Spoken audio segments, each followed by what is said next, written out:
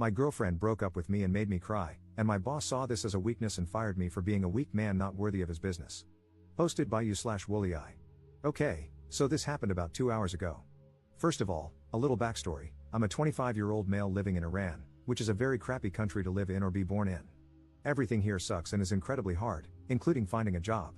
I have been unemployed since COVID hit my country and just recently managed to finally find a job. COVID is still raging here since they won't vaccinate us, so most of the time we work from home.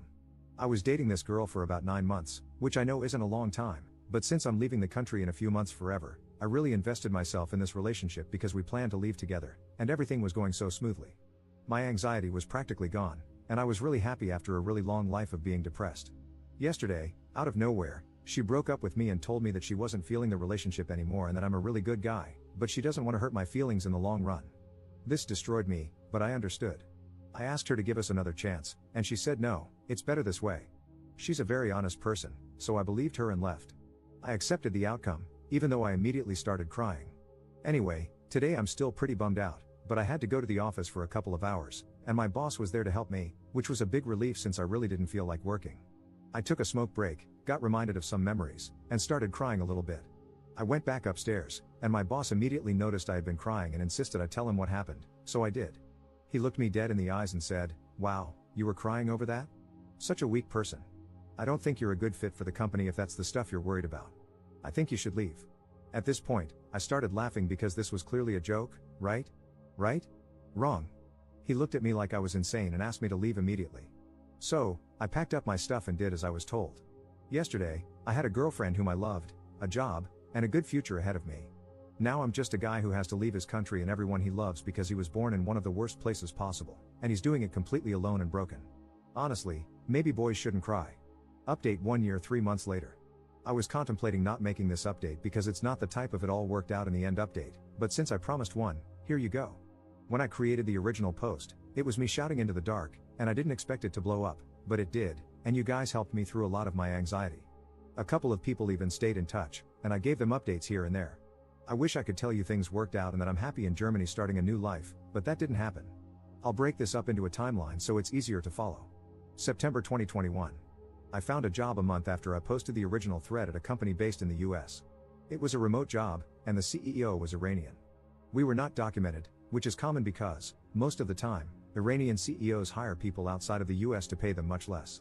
This happens a lot. The pay was about $160 a month, and we had no benefits, but whatever, I was trying to save money to get out as soon as possible. March 2022. I started applying to schools in Germany and was confident I would get in because, a couple of years ago, my brother went through the same process and got in easily. I applied to 9 universities. A few rejected me because of my GPA, which is fair, and a few others accepted my application. At this time, my undergraduate degree wasn't ready because, in Iran, it takes a ridiculous amount of time and effort to get your degree. May 2022. A small protest happened outside my school in support of a girl who was sexually assaulted. Since the person who did that to her had a powerful dad, the girl got arrested, and he didn't face any consequences. Also, since no news outlet covered it, we all gathered to support her. Long story short, I was arrested and expelled, which resulted in me not getting my diploma. Naturally, a couple of months later, the 2 schools that had accepted my provisional application without my degree requested it. I couldn't provide it, so understandably, they had to move forward with other applicants. I also left my job because I realized we were being overworked for little to no money. Whenever we asked for a raise, they always found a way to avoid it. Honestly, the CEO had promised every employee that he'd help them move to the US at some point, which was obviously a lie. They just wanted us to work for them as much as possible until they could afford actual on-site employees. September 2022. Protests broke out, and I left Iran for a neighboring country because it wouldn't be safe for me. I was fairly active on social media about the whole situation, and a few thousand people followed me. 3 days after I left, they showed up at my house in Iran and tried to arrest me, but luckily, I wasn't there. If I go back to Iran, I won't make it past airport security. For the past 2 months, I've been trying to find a job, but I haven't been successful. I have a half-decent resume, but I keep getting rejected because of the country I'm in right now. I'm exhausted and out of options. I'm burning through my savings, and in a few weeks, I'll either be homeless or have to go back to Iran and get arrested. I'm in a really dark place and have little to no hope for what's to come. I miss my friends and my family. I just wanted a normal life. I know I'm being pathetic, and I didn't want to post this. I wanted something good to happen so I could update you guys with happy news, but everything keeps getting worse. This will probably be my last post on this matter and on Reddit. Sorry if I let you guys down. Second update 2 years 1 month later. First of all, I'm writing this here because I can't, for the life of me, figure out how to post on any of the previous subreddits without it getting removed. I don't think this will reach far, but to those who are interested, here we go.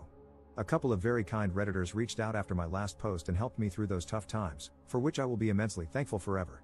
If it weren't for them, I'd either be dead or not where I am today. A couple of months after my post, I found someone who provided me with shelter and food in exchange for work on his farm. I also started tutoring his daughter, for which he paid me, and I saved up bit by bit. In the meantime, I managed to obtain my university transcripts from Iran, had them translated, and applied to 2 universities in Germany. I had little to no hope, considering where life had put me. I missed home, I missed family, but bit by bit, things were looking up. I got accepted into one of those universities, obtained my visa after 2 months, and now I'm in Germany. I did it. Finally. Now, I had the small problem of having to block 12,000 euros in a bank account to show that I could financially support myself. Obviously, I couldn't, and I only had a very tiny portion of that money. I did everything to get it, borrowing from whoever I could. It felt terrible to do so, but I just had to get somewhere safe. Also, the way that system works guaranteed that I wouldn't be able to pay it back soon, so it was a nightmare. But I got it done anyway. And now I'm in Germany. I do have a pretty dainty debt problem, but I am here nonetheless. In fact, I've been here for a year, studying, finding a place, making friends, and everything. Since I didn't speak a word of German and lived in a very small town, I only recently was able to find a job. The debt problem still remains, but otherwise, it's been great. I have more freedom and security than I have ever had. I even found someone, and we are really happy together. I have to mention, though, that 2 years ago, I was deeply involved in the protests in Iran, mainly on social media. For my safety, I couldn't disclose my whereabouts, but now I can, and I want to. I was in Turkey, and life was tough. However, some people in that country are just incredible. They took me in and helped me a lot, and at times, it even felt like home. So, to the people of Turkey, thank you for that. I had to hide from the VIA, Iran's Ministry of Intelligence, because they wouldn't leave me be, and you really helped me with that. For my next chapter, not that anybody cares, I have decided to change everything and start from the ground up. I'm going to pursue politics and make real change happen because I don't want anyone to go through what I have. I know it's nearly impossible to achieve, but that doesn't mean I won't try. I really want to help my people, and that's going to be my life's purpose now. Being in debt is a little scary. I hope I can manage to get out of it. But hey, I survived far worse things, so fingers crossed, I hope I can manage. I want to thank the incredible people who helped me during this time, and I want to thank the person who reposted my post on r/best of Redditor updates. You are an absolute legend. Relevant comments. Commenter. I'm so glad the community was there to support him when he was going through such a terrible time. I can't even imagine living in a dark country during a dark time, thinking you were millimeters from getting out, only to have your girlfriend dump you and your job let you go, killing any chance of a quick escape. It must have seemed insurmountable at the time, and he could have taken a path he couldn't come back from, but finding support here helped him mentally move forward. This can be a brutal place, but in cases like this, where someone has no one to vent to or express themselves to, I'm glad we're here to be the void that supports and answers back in times of need. Ops response. Honestly, it feels really good when you see empathy in others. I don't want to be dramatic, but I hadn't known a good night's sleep for years before I came here. The first day I arrived in Germany, I think I slept for 14 hours in just one day. I slept so much in the first week, and I didn't even know why. It wasn't until later that I realized how exhausted I was from years of trauma. Commenter 2. Second generation immigrant here. Life is never easy for immigrants. I saw how tough it was for my parents, who fled their birth country and became war refugees, but with enough determination, they made it work. Things will improve as long as you're willing to make the effort. You'll probably have to spend more energy than local residents, have fewer opportunities, less of a safety net, and fewer chances to fail. That's reality. But your previous experiences have likely made you more resilient and given you adaptation skills that your peers may not have, so make the best out of the cards life has dealt you. From a practical point of view, do you have a concrete plan for building your future life?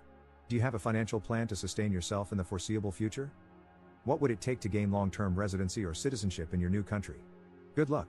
Ops response. That is great advice indeed. For now, I plan on studying and graduating from university. I'm trying to make connections, as I know finding a job is not the easiest task in Germany. However, I am putting every extra hour I get into writing against the regime in Tehran. The minute I get a chance to return safely, I will go back to Iran to pursue real change. I have grown so much since my first post about my country. I used to hate it and hate the fact that I was born there, but now it's completely different. I am writing to people of all ages and beliefs in Iran to try to have an impact, and fortunately, a decent number of people listen. I hope to grow from there.